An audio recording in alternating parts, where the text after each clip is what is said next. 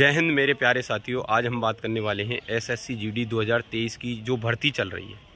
सभी भाइयों के कमेंट आ रहे हैं कि भैया कट ऑफ कितनी जाएगी, सेफ स्कोर कितना रहेगा। बार बार इन्हीं चीज़ों के लेके कमेंट कर रहे हैं सभी भाई कि इस स्टेट की कितनी कट ऑफ। कट ऑफ में आपको नहीं जाना है क्या है क्या नहीं है, ठीक है। सेफ स्कोर आपका ये होता है, हमेशा एक चीज़ याद रखना दोस्तों, टारगेट आपको बड़ा लेके चलना है।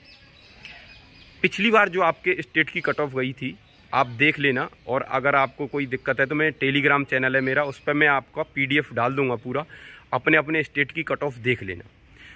वो कट ऑफ जो आपकी गई थी उससे 5 से 10 नंबर एक्स्ट्रा आपको टारगेट लेके चलना है। कट ऑफ उससे कम जाए कुछ भी जाए, आपका टारगेट होना चाहिए हमेशा सेफ। कि अगर हमारा सेफ टारगेट होगा तो हमें कोई भी दिक्कत नहीं होगी, कट ऑफ कम चली जाए या ज़्यादा चली जाए। कट ऑफ को लेकर ज़्यादा परेशान नहीं होना है। स्कोर अपना अच्छे करो, पढ़ाई पे ध्यान दो। फिलहाल ये जो आपके टाइम बचा है इस टाइम को अच्छे से यूज करो, फालतू टाइम इधर उधर मत वेस्ट करो कि कट ऑफ कितनी गई थी कितना। अब आपका कुछ नहीं होने वाला है। जितना आपने पढ़ा है उसका रिवीजन मारो अच्छे से, और मॉक टेस्ट लगाओ। ज़्यादा से ज़्यादा टारगेट अभी कर सकते हो, 15 दिन 20 दिन जो भी बचे हैं आपके पास, इनमें अच्छे से अपना रिवीजन खींच के मारो, जिससे आपका स्कोर इनक्रीज हो। अगर आपका 110 आ रहा है तो आपको 120-25 का टारगेट रखना है। अभी 15 दिन 20 दिन में जो भी है अपना ये जो टाइम बचा है उसमें अपना स्कोर बढ़ा सकते हो। ये मौका है, ये मौका हाथ से चला गया फिर अफसोस के अलावा कुछ नहीं बचेगा।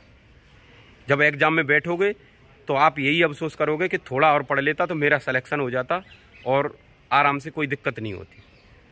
तो इस अफसोस से बचने का एक ही उपाय है कि बार बार रिवीजन, प्रैक्टिस सेट, ठीक है, फ्री प्रैक्टिस सेट वगैरह कहीं से भी लगा सकते हो, जहाँ से आपको मौका मिल रहा है वहीं से लगा दो।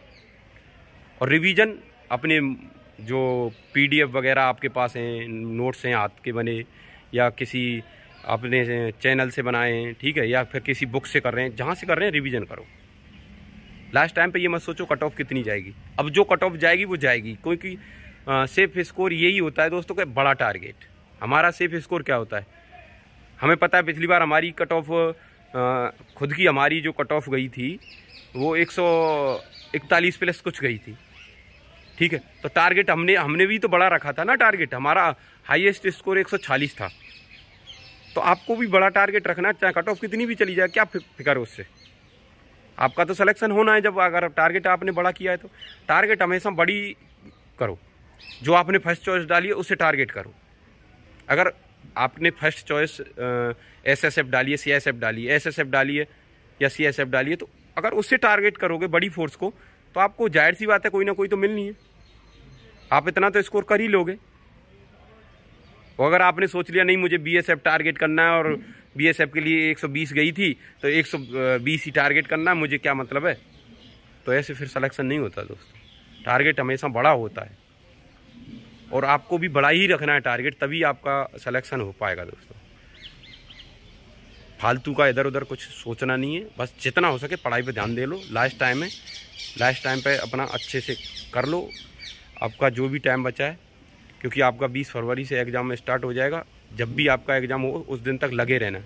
मॉक टेस्ट बंद करना है सिर्फ 1 से 2 दिन पहले, बस उस दिन तक आपको मॉक टेस्ट देते ही रहने। अगर किसी भी कारणवश आपका स्कोर घटने लग गया है मॉक टेस्ट में या एक ही जगह रुक गया है, तो बस आपको 1-2 दिन रेस्ट करना है, रिवीजन करते रहना, मॉक टेस्ट नहीं लगाना है, फिर से स्टार्ट कर देना दोबारा से 1-2 दिन रेस्ट करने के बाद। ये नहीं करना है कि बिल्कुल लगाना ही बंद कर दो, क्योंकि ऐसा हो जाता है कि कभी कभी मेंटली प्रेशर की वजह से सवाल जो क्वेश्चन है जो गलत होने लग जाते हैं और फिर स्कोर घटने लग जाता है, तो और ज़्यादा माइंड डिस्टर्ब हो जाता है। तो किसी भी प्रकार की टेंशन नहीं लेनी है। अगर कभी कभी ऐसा होता है कि कल के मॉक टेस्ट में हमारा अच्छा स्कोर रहा, आज के में घट गया, तो हो जाता है कभी कभी, कोई टफ ज़्यादा हो जाता है तो इसलिए हो जाता है। लेकिन एवरेज स्कोर आपका क्या बन रहा है उस पर ध्यान देना, और परसेंटाइल 90 प्लस रहनी चाहिए। हमेशा एक चीज़ देखना है आपको, परसेंटाइल कितनी बन रही है और आपका एवरेज स्कोर कितना रह रहा है, ठीक है, उसमें पता लगता है। हमेशा परसेंटाइल, एक्यूरेसी और ये चीज़ें देखनी है आपको। नंबर कम है कोई दिक्कत नहीं है, लेकिन परसेंटाइल और एक्यूरेसी अच्छी है तो कोई दिक्कत नहीं होती है, ठीक है। मॉक टेस्ट में यही चीज़ें देखने की होती हैं। ये नहीं है कि नंबर आपके बहुत ज़्यादा हैं और परसेंटाइल और एक्यूरेसी बहुत कम है तो कोई फ़ायदा नहीं है उससे। हमेशा जो सिलेक्शन होगा, आपका जो नंबर बनेंगे, जो आपके वहाँ एग्ज़ाम में जो नंबर आएंगे वो एवरेज स्कोर के हिसाब से, परसेंटाइल के हिसाब से ही आएंगे आपके। ठीक है, ये चीज़ देखने की होती है मॉक टेस्ट में। एनालिसिस करने का मतलब ये नहीं है कि आपने मॉक टेस्ट खोल लिया, क्वेश्चन गलत देख लिया, चेक कर लिया, ख़त्म। उसमें देखना है कि हमारी परसेंटाइल कितनी आई है, नंबर कितने, रैंक हमारी कितनी है, एक्यूरेसी कितनी रही है, ये चीज़ आपको देखने की होती है। ठीक है, अगर आपके नंबर भी 120 हैं और परसेंटाइल 90 प्लस है और एक्यूरेसी 85-90 प्लस है तो बहुत अच्छे नंबर है वो आपके। ये नहीं सोचना है फिर, क्योंकि वो उस हिसाब से एग्ज़ाम है, उस हिसाब से मॉक टेस्ट बनाया हुआ है वो। ठीक है, कोई में आपका 130-35 नंबर है और परसेंटाइल आपकी 80 बन रही है, एक्यूरेसी आपकी 75% ही बन रही है, तो उससे कोई फ़ायदा थोड़ी ना है। हमेशा एनालिसिस करने का मतलब है उसमें परसेंटाइल, एक्यूरेसी। ठीक है, ये चीज़ें देखो आप। और उसमें जब आप क्वेश्चन देख रहे हैं कि ये गलत हो गया तो टॉपिक लिख लो, कौन से टॉपिक से गलत हुआ है वो टॉपिक क्लियर कर दो मैराथन लेके पूरी। अब टाइम नहीं बचा है इतना, जो आप आज लिखोगे कल क्लियर करोगे, आज के आज ही करना है, जो लिख लिया आज ही क्लियर करना है, कल के लिए क्यों छोड़ना है हमें, जब हमें खुद की लड़ाई है, खुद से लड़नी है। कोई आ रहा है क्या आपके पास, कोई बताने आ रहा है कुछ, कोई पूछ रहा है आपको क्या क्या कर रहे हो, कहाँ कर रहे हो, हैं? कोई नहीं बताने आएगा। ये टाइम आपका है, आपको यूज करना है, कैसे करना है, फालतू कामों में करना है या अच्छे कामों में करना है।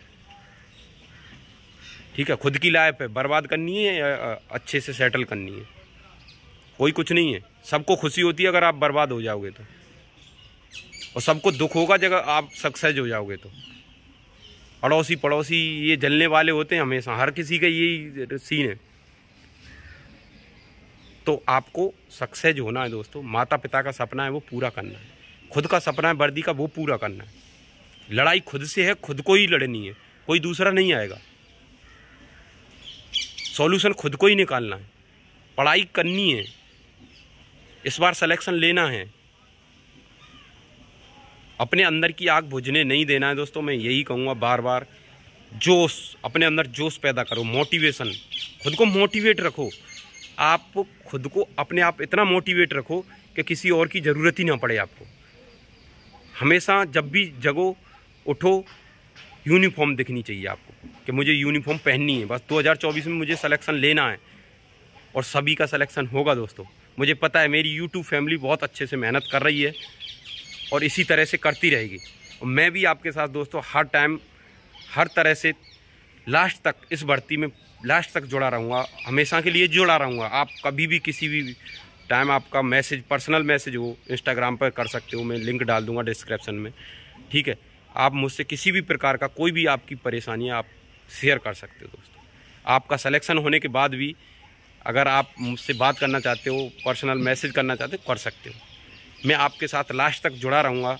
मुझे बस ये है कि आपका सिलेक्शन होना चाहिए, बस सिलेक्शन होना चाहिए आपका। बस मुझे आपको वर्दी में देखना है दोस्तों। आप भी ये है कि जिस भाई का सिलेक्शन होगा मुझे भी आप फ़ोटो डालोगे कि भाई मेरा भी सिलेक्शन हो गया। मैं सारे फ़ोटो यूट्यूब पे, इंस्टाग्राम पे सबके डालूंगा, जिस भाई का सिलेक्शन होगा 100% सबको। ठीक है, तो आपको अच्छे से पढ़ाई करके इस बार सिलेक्शन लेना है दोस्तों। ये मौका है, हाथ से जाना नहीं चाहिए। बस वीडियो पूरा ज़रूर देखना दोस्तों, वीडियो थोड़ी लंबी हो जाती है क्योंकि बार बार मुझे यही चीज़ें बोलनी पड़ती हैं कि आप डिमोटिवेट नहीं हो। ठीक है, आज के लिए इतना ही काफ़ी है दोस्तों, मिलते हैं अगली वीडियो में। जय हिंद दोस्तों।